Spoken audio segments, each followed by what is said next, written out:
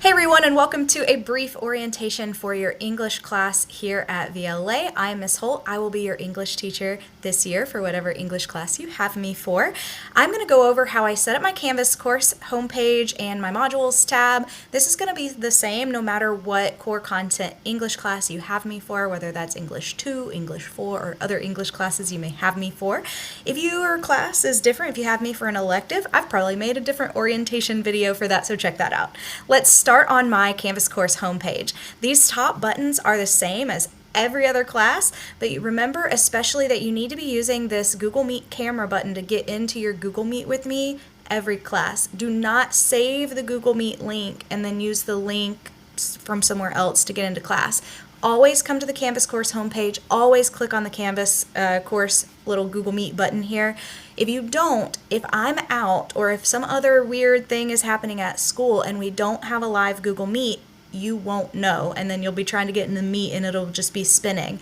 If I have to be out or if there's anything else going on that's weird that's going to prevent us from having a live Meet that day, I will change this Canvas course homepage to be something different. I'll take away the Google Meet button and you will know that there is no live Google Meet that day, but you'll only know that if you come through the Canvas course homepage. So make sure to get to the Google Meet. This camera button is the only way that you're getting there, okay? Every other button is the same, so we've been over that in some of our other orientation videos. If you have questions about these other buttons and what they do and when to use them, just ask me or any other VLA teacher. Okay, some more buttons down here that are specific to me and my class. The first one is the big attendance button. This will take you to my attendance alternate form. Remember, this is emergency use only. We should not be using this just because we don't feel like coming to class. That is not one of our pre-approved reasons for using the form.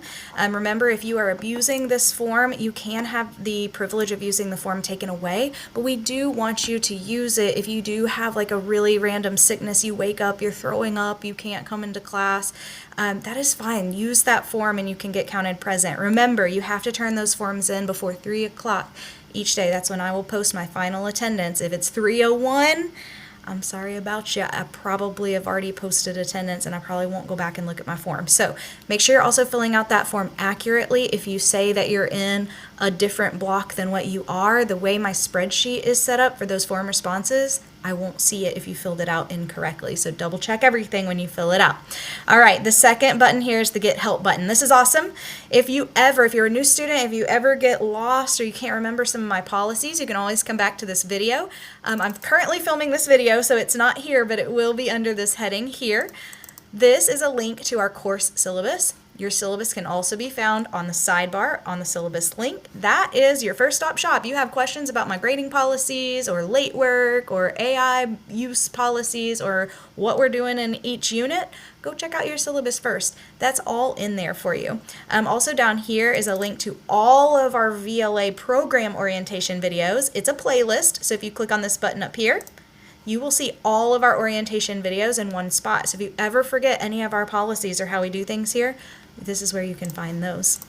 The final button on my Canvas course homepage is just an About Me page. If you're interested in me as a human, you can check that out there.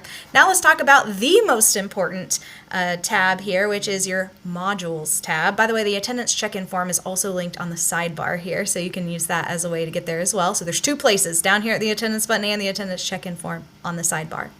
Your Modules tab is the most important tab in this whole setup here. So let me show you how I set up my modules, and this is going to be the same for every English class I teach. I set up my modules by week and by day. So you can see here, this is last year's class, so you can see a bunch of how it's laid out. So this is from my English 2 class last year when we were reading Macbeth and doing our lessons and activities with Macbeth. You'll see that we read it over the course of several weeks and several days. So how I set up my modules is by week and by day. So you'll see the module, it has the week and the date range. If you ever miss a day, just find the date range, find the module of that date range, and then you'll see my text headers with each day and each date. Under each text header, you will see what we did. Everything is dated. It's super easy. I date everything. So if we did multiple things on a day, you'll see that same date on all of those things. So this is an example here. On 4/29, we watched Macbeth Act 5. We had a PowerPoint lesson. I videoed the lesson and posted my commentary there, so there's that link. And then we did have an assignment there as well. This is why it's important to come through your modules tab. If you are only using your checklist or your calendar, you're not going to see my video lesson with commentary. That's super helpful when we're doing Shakespeare, right? So modules tab is where you need to be coming every single day, every single class to find everything for that lesson, right? If you are only looking at your assignments, you might be missing important helpers that your teachers are posting for you. So that's all there for you. I use Google assignments frequently. So let's find an example of a Google assignment here. Because I'm an English teacher, I really like to give very specific feedback, especially on writing. So when you click on a Google assignment, it will ask you to load it in a new window. It'll load in a new window. Now this screen is going to look different for me than it does for you, but there will be a document there created for you, and it is my course policy that you are using my provided documents to do all of your work. So you should never, if I provide you a document, you should never be working on any other space. You should always be using my provided document to do every single bit of your assignment. So I create it for you. It's all there. You don't have to do anything other than complete the assignment. So this is what most of my assignments look like. Make sure you're reading your instructions carefully. I will often link to important resources in the instructions there, so make sure you're looking at that for other helpful pieces of information.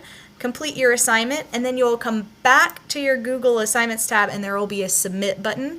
Do not forget to hit submit on the assignments that you complete. If you do not hit submit, it will not give me an alert that you've completed that assignment, and it might get marked missing until you hit that submit button. So hit submit button on Google assignments, on Canvas assignments, no matter what, always come back and hit submit on any assignments you have. And that about does it for how to navigate my Canvas. If you have other questions or if you forget, you can always come back and revisit this video or give me a quick shout, and I'll be happy to help you find anything that you need throughout the year.